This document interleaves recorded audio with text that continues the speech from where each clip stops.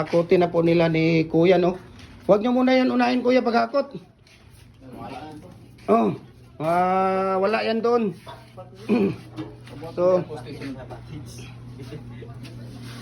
So yan po ay ito naman ay para sa kay tawag dito Victor B. Moritzo, it is Paharis Avenue, Pagadian City. Ito pala yung sa kanya, sa Pagadian City pala to. No, Paharis, Pagadian City. Ito kuya, pwede na niyo itong idalhin doon sa sakyan. Tapos ang isa naman dito ay para Elmer, 2 seats for going to Dipolog City. Elmer P. Pandak, ayan, ng Dipolog City pala ang isa niyan. Ayan, so para po sa kanila yan. So dadalhin na nila yan doon sa atin, sa ano natin. Puro bago ang binigay ni Kuya Mimer sa atin, napakaganda. Puro bago, brand new ang paggagawa. Ayan oh, pamimigay natin yan Monday.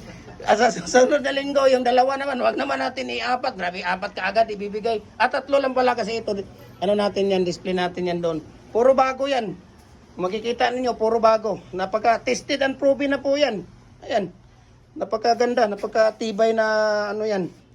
Napakatibay na tawag dito. Ayan, so picture tayo dyan. Tapos dito, doon natin yung isang set natin na ano. Tapos dito tayo, saglit lang ha. Ano tayo dito, mag-video tayo dito ng ito ang 4x4 by 8 feet natin na pins concrete post. 4x4 by 8 feet na pins concrete post fix po yan, no? Dragon fruit post at pins concrete post po yan. Okay, so dito naman isang set natin na tawag dito, isang set natin na hollow blocks maker natin. Okay, napakaganda, napakatibay po yung ano natin. Okay, so ayan si Kuya Mimer, nagmuni-muni ngayon si Kuya Mimer dahil ubos na daw yung power niya dito sa ano niya, no? Ubos na yung power niya dito sa tawag dito. Ito pa lang, ha? Ito pa lang sa, bakit di ba kinuha to kuya? Ha? Tapos minamadali ka dito, hindi naman kinuha. Ha? Hindi nang tong tagya, ugma niya nag-reunion sila. Kami grabe na. Kararating ko lang din. Parating ko lang doon. Hindi pa nga ako na pagdating ko sa tindahan. Wala, hindi ko pa sila nakausap. Kumuha ako ng bungko, dumiritso ko dito. Naka-attire pa ako na. Grabe talaga tong mga ginagawa natin. Galing pa ako sa reunion, tingnan mo, makuha lang ito mga order ninyo. Tapos minsan magagalit kayo sa akin. Huwag naman nyo akong pagagalitan. Hindi ba kayo naawa sa akin? Hindi ba kayo naawa sa amin? Talagang minamadali namin talaga ito. Tingnan mo, hindi pa ako nakabihis. Galing pa kami ng reunion namin sa Bukidnon, no? Umalis kami Wednesday, Thursday, Friday. Dapat ang uwi ko dito, Sunday pa. Pero dahil sa mga order ninyo, pumunta talaga ako dito. Nagalit na. Dapat bukas pa ang uwi ko ng hapon. Pinagalit na yung nasa ano. Umuwi ako ngayon sa ano. Dapat ang dami pa naming ano doon dahil sana maka-unwind pa ako doon. Paano na yan maka-unwind na? Wala na, ang daming nagagalit kasi sabi nila nagbayad na, mayroon ng araw na binigay. Huwag naman kayong ganyan. Minsan kasi busy din tayo. Pero hindi naman natin kinalimutan yung mga order ninyo. Mahal nga, nagpadala kayo ng pera. Pero minsan, intindihin din ninyo ang mga sitwasyon namin, lalo na kay Kuya Mimer. Hindi naman lahat ng araw nakapagtrabaho si Kuya Mimer. Hindi lahat ng araw na ano siya, yung tawag dito, kondisyon yung katawan niya. Siya lang dito at saka si Kuya Ray.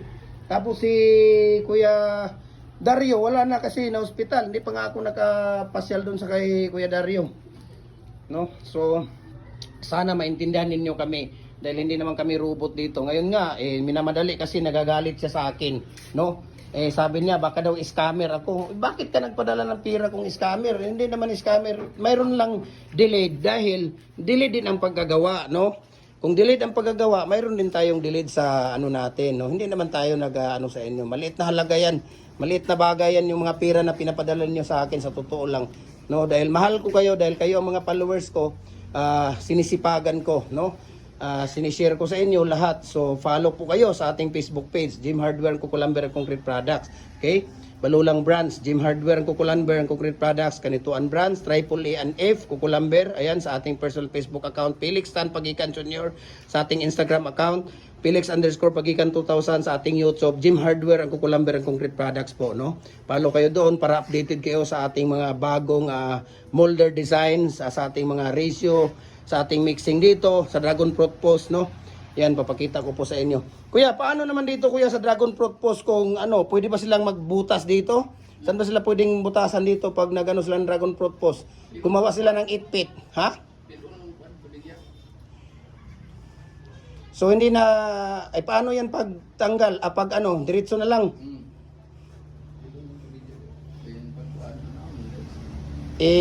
Ano na lang nila, so tupiin lang pala nila dito, yung kabilya.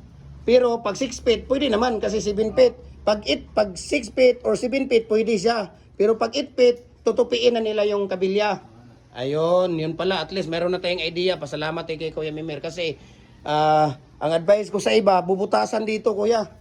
Yung binubutasan kasi nila dyan yung sa baba. Binubutasan nila para pagtanggal, diretso na ang ano. Pwede din. Pero parang pangit, di ba? Maganda talaga, tutupiin na lang, no? Pwede din, pero mas maganda tutupiin na lang. Ayan, so maraming salamat po, no, sa kanila ni Kuya Ray, no, sa lahat po ng tawag dito sila ni Kuya Mimer. Ayan. Meron tayo dito, marami tayo dito mga tawag dito. Ayan.